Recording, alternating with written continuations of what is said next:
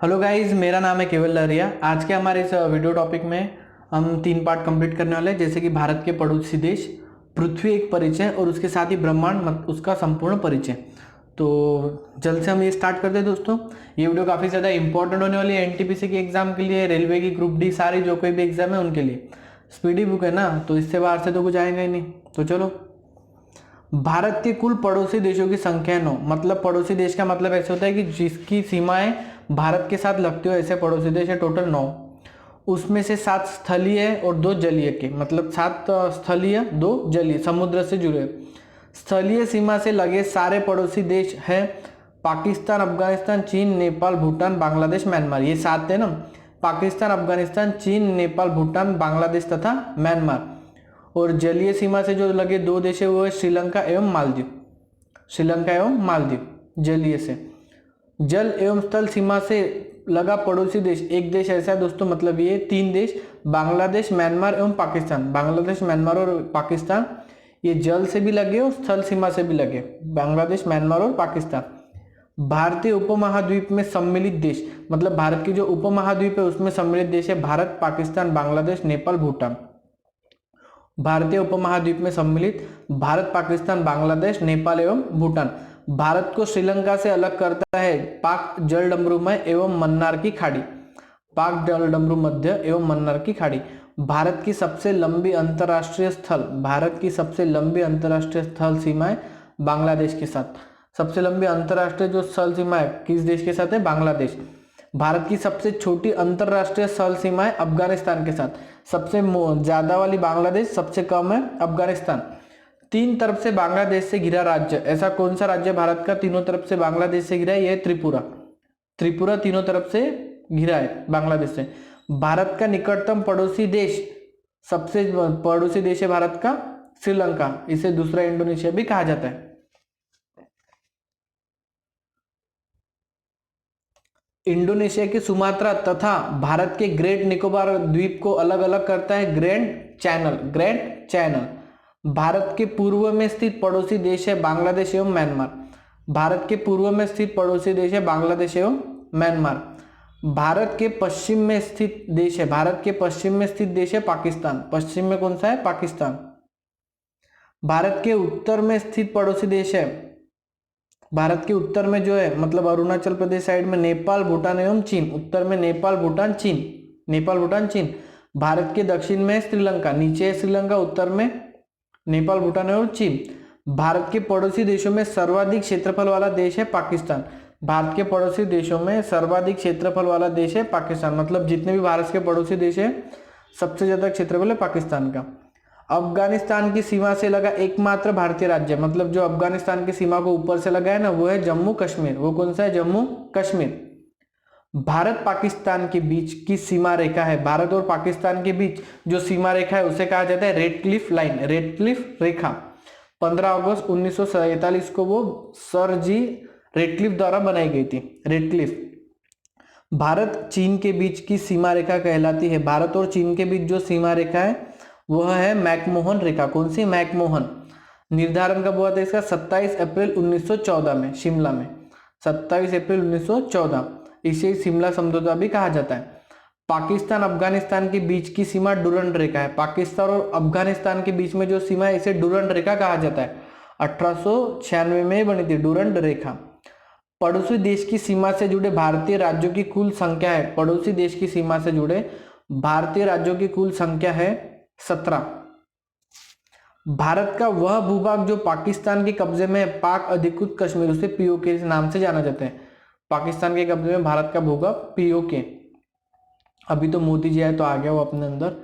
1972 में शिमला समझौता के तहत, 1972 में शिमला समझौता के तहत आदम का पुल स्थित है भारत एवं श्रीलंका के मध्य में। कहाँ पे? भारत एवं श्रीलंका के मध्य में। 3 बीघा कॉरिडोर जोड़ता है किसे? 3 बीघा कॉरिडोर किसे जोड़ता है? भारत और बांग्लादेश को। किसे जोड़ता है? भारत और बांग्लादेश को। इसके बाद हम देखने वाले दोस्तों पृथ्वी एक परिचय, मतलब पृथ्वी में क्या क्या चीजें है, पृथ्वी का एक परिचय लेने वाले ओवरव्यू। पृथ्वी का विषुववृत्तीय व्यास है 12,756 किलोमीटर। पृथ्वी का जो विषुववृत्तीय व्यास, व्यास मतलब जो होता है डायमीटर, वो है 12,756 किलोमीटर। और ध्रुवीय वैसे 12,714 किलोमीटर। ध्रुवीय का मतलब होता है दोस्तों ये ऊपर और नीचे, ये पोल, साउथ पोल, नॉर्थ पोल है, ये पृथ्वी का ध्रुवीय, इसे कहते हैं ध्रुवीय। पृथ्वी का ध्रुवीय व्यास विषुववृत्तीय व्यास से थोड़ा कम है, 42 किलोमीटर। कितना कम है? इन दोनों की अगर हम सब्ट्रैक्शन करते तो 6 में से 4 गए 2, 5 में से 1 गए 4, 42 किलोमीटर कम है।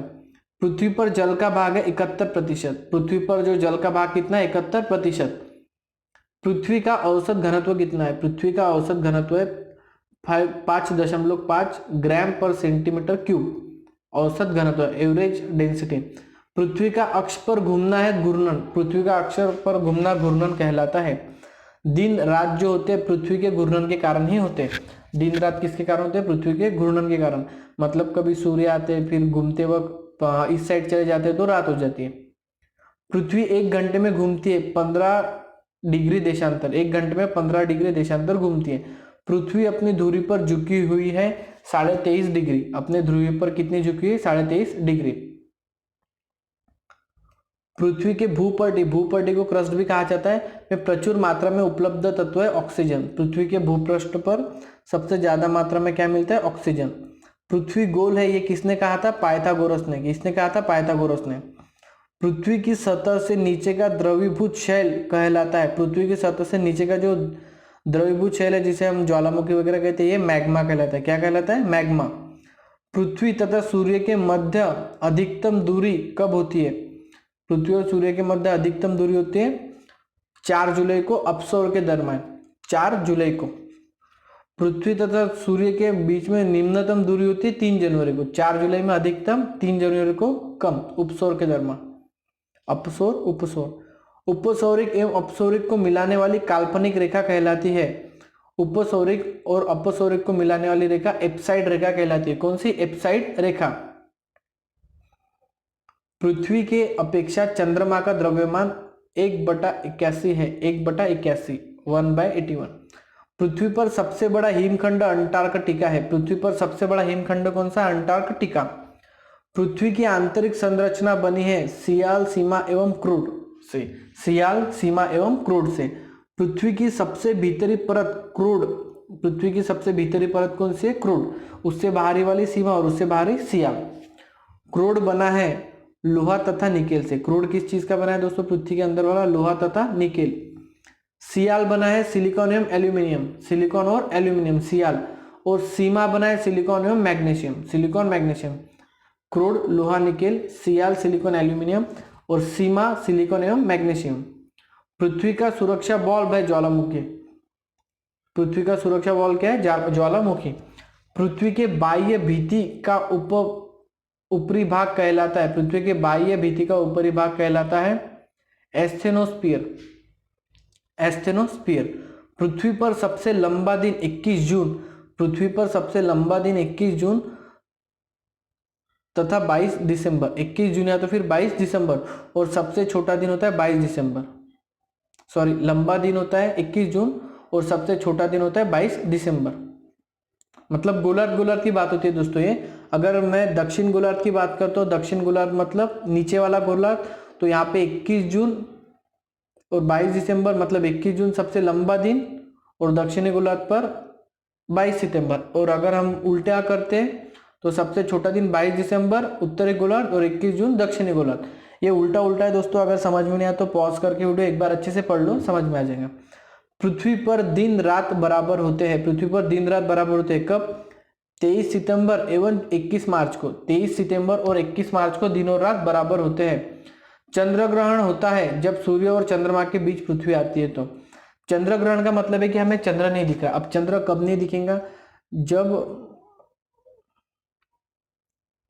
सूर्य और चंद्रमा के बीच पृथ्वी आ जाए। मतलब ये सन है, यहाँ पे अर्थ है और यहाँ पे चंद्र है। तो अभी जो सन से निकलने वाली रोशनी है वो चंद्र पर नहीं पड़ पा रही, तो इसकी वजह से चंद्र ग्रहण,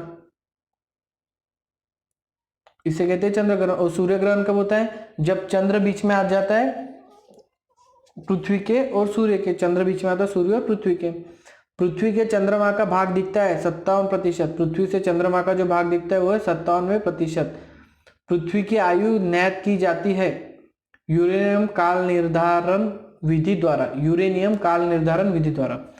अश्व अक्षांश संबंधित है, अश्व अक्षांश जो है वो संबंधित है 30 डिग्री 40 डिग्री उत्तरी तथा दक्षिणी अक्षांश से। अश्व 30-40 उत्तरी तथा दक्षिणी अक्षांश से। पृथ्वी पर अक्षांश तथा देशांतर रेखाएं क्रमशः 180 एवं 360। अक्षांश और देशांतर, दो देशांतर रेखाओं के बीच की दूरी गोरे, दो देशांतर के बीच की दूरी गोरे। इसके बाद है ब्रह्मांड। दोस्तों ब्रह्मांड भी काफी ज्यादा इंपॉर्टेंट है। पृथ्वी को घेरे रहने वाला जो आकाश है इसे ब्रह्मांड कहा जाता है।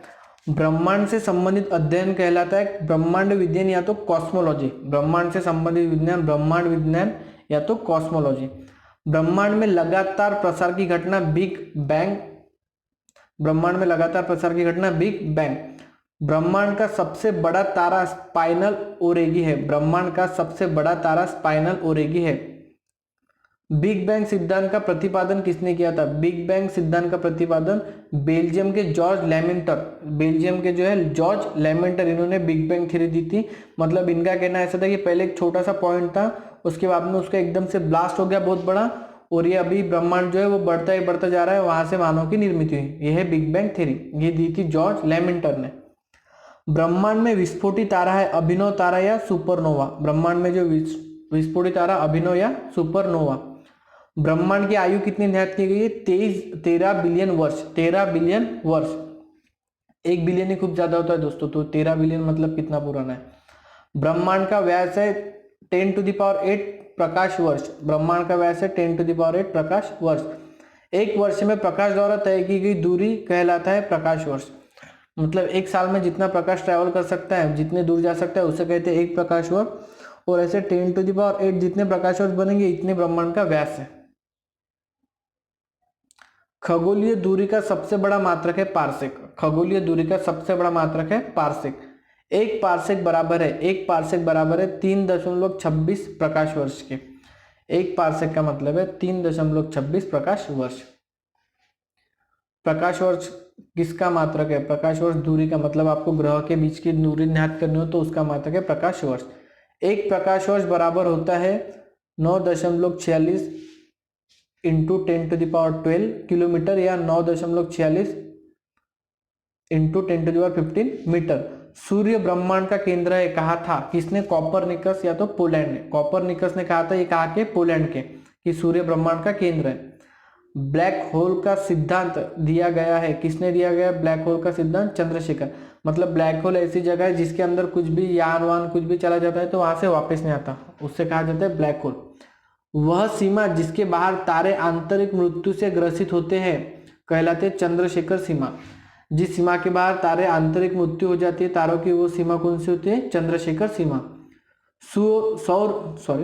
सूर्य सौर मंडल का केंद्र है, यह केपलर ने कहा था। सूर्य सौर मंडल का केंद्र, दो ने कैसे कह सकते भाई? कॉपरनिकस ने कहा था, केपलर का मैटर नहीं है। तारों का रंग सूचक है, तारों का रंग सूचक है। तारों का रंग किसके? उसके तापक्रम का, मतलब जितने ज्यादा ताप उसके पे उसका रंग डिपेंड करता है। अंतरिक्ष यात्रियों को आकाश दिखता है काला, अंतरिक्ष यात्रियों को आकाश दिखता है काला। आकाश का रंग नीला प्रतीत होता है प्रकीर्णन के कारण, आकाश का रंग नीला प्रतीत होता है प्रकीर्णन के कारण। तारे के टिमटिमाने का कारण क्या है? तारे के टिमटिमाने का कारण है प्रकाश का अपवर्तन, प्रकाश का अपवर्तन। तारों का सुंदर पैटर्न कहलाता है तारामंडल, तारों का सुंदर पैटर्न कहलाता है तारामंडल। तारामंडलों की कुल संख्या है 89, तारामंडलों की कुल संख्या है 89। सबसे बड़ा तारामंडल है सेंटोरस, सबसे बड़ा तारामंडल है ब्रह्मांड का सेंटोरस। सबसे छोटा तारामंडल है क्रक्स, सबसे छोटा क्रक्स, सबसे बड़ा सेंटोरस। तारों के बड़े बड़े गुच्छों का समूह कहलाता है, तारों के बड़े बड़े गुच्छों का समूह कहलाता है गैलेक्सी। क्या कहलाता है? गैलेक्सी। आकाशगंगा की आकृति है सर्पिलाकार, आकाशगंगा की आकृति सर्पिलाकार। आकाशगंगा गैलेक्सी की निकटतम मंदाकिनी है। निकटतम मंदाकिनी कौन सी? देवयानी, देवयानी। आकाशगंगा के निकटतम मंदाकिनी देवयानी। एक खगोलीय एकक एस्ट्रोनॉमिकल यूनिट औसत दूरी है सूर्य और पृथ्वी के बीच का। एक एस्ट्रोनॉमिकल यूनिट का मतलब है औसत एवरेज जो डिस्टेंस होता है सूर्य और पृथ्वी के बीच का।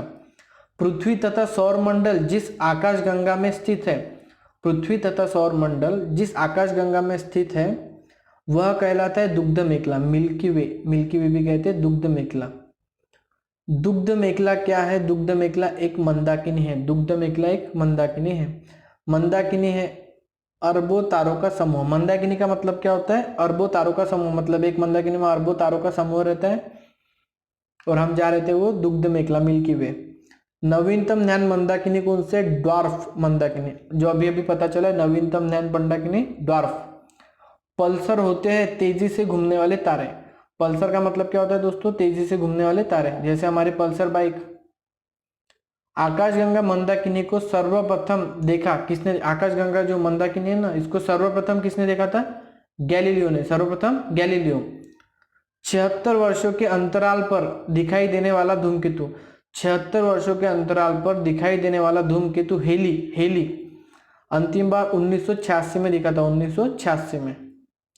हेली धूमकेतु पुनः दिखाई कब पड़ेगा? 2062 में। हेली धूमकेतु पुनः कब दिखाई पड़ेगा? 2062 में।